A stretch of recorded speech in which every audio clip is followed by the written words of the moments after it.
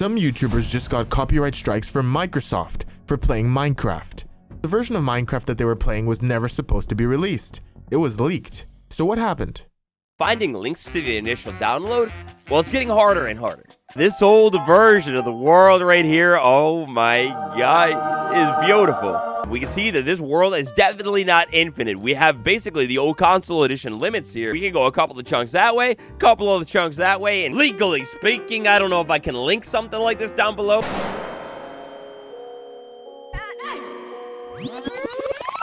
Well, the version of Minecraft that they were playing was never supposed to be released. It was leaked. Recently, several unreleased versions of Minecraft have leaked online.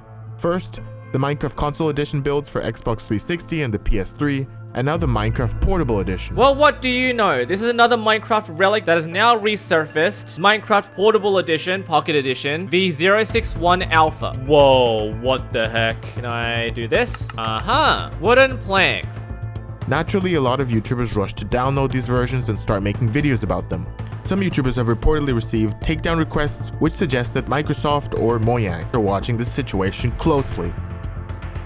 So in this video, we're going to break down the situation carefully using copyright law and academic research on software piracy. There are some rumors that these Minecraft builds have been leaked by someone who worked at Mojang. If that turns out to be true, that person could face serious consequences. When a company hires programmers to develop software, the work they produce is usually considered work made for hire.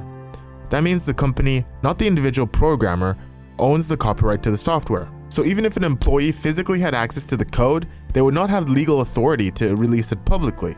Only the copyright holder, in this case Mojang and its parent company Microsoft. That means that the distribution itself would likely be copyright infringement.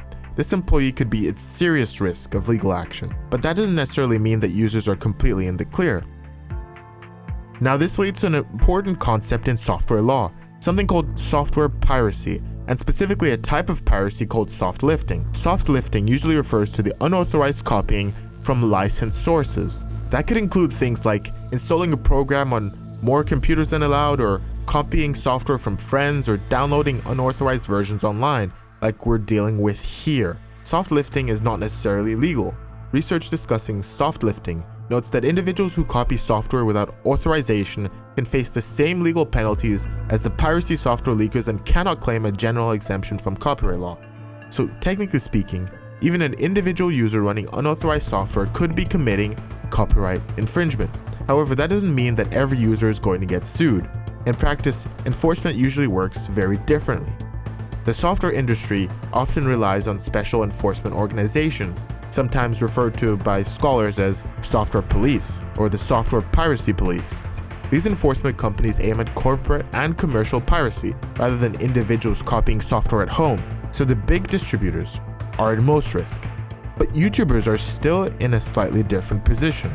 If somebody quietly downloads a leaked game build and plays it privately, then it's very hard for the company to detect that. But if someone records themselves playing the leaked version and uploads the video publicly, they've essentially created evidence that they were using the unauthorized software. That doesn't automatically mean legal action will follow, but it does make the situation more visible. Another important factor is that many YouTubers monetize their video. If a creator is making money from a video that features unauthorized software, the activity could potentially be characterized as infringement for financial gain, which is treated more seriously under copyright law. Which brings us to the takedown strikes. When Microsoft or Mojang removes these videos, they're usually issuing a DMCA takedown. The DMCA allows copyright owners to request removal of a material that they believe infringes their copyright. Platforms like YouTube and GitHub, where a lot of these leaks are actually hosted, comply quickly because the law gives them legal protection if they respond to takedown notices. Now, could Microsoft actually take someone to court over something like this?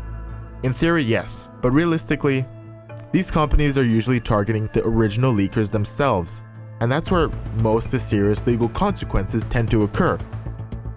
Is it legal for YouTubers to record themselves playing these very builds? The safest answer that I could reach here is that it's very unfavorable to the YouTubers. Running leaked software may involve unauthorized copying. Uploading videos of it makes that activity public and easier to trace for these companies. And ultimately, the person facing the greatest legal risk is whoever leaks the actual builds, which many people are doing on the platform GitHub. I'm not sure whether or not these leaks on GitHub are done unknowingly, but the community is actively working on modding it, adding their own features, and contributing to GitHub repositories. However, these developers and especially the people who are hosting these repositories are at great risk because they're essentially sharing Mojang source code without permission. The difference is that these developers usually aren't making any financial gain, but it still could be argued from Microsoft or Mojang's perspective that damages have incurred. By damages, we mean that people who upload versions of the game on GitHub are impacting Mojang sales. Of course, proving the actual damages is pretty difficult to do, but still it's something that the community should be cautious of. Nonetheless, the law tends to focus on the source of the leak, the person who first broke the chain of authorized distribution. The rumors state that it might be some previous Mojang employee, and if they do get caught, it could be pretty bad for them.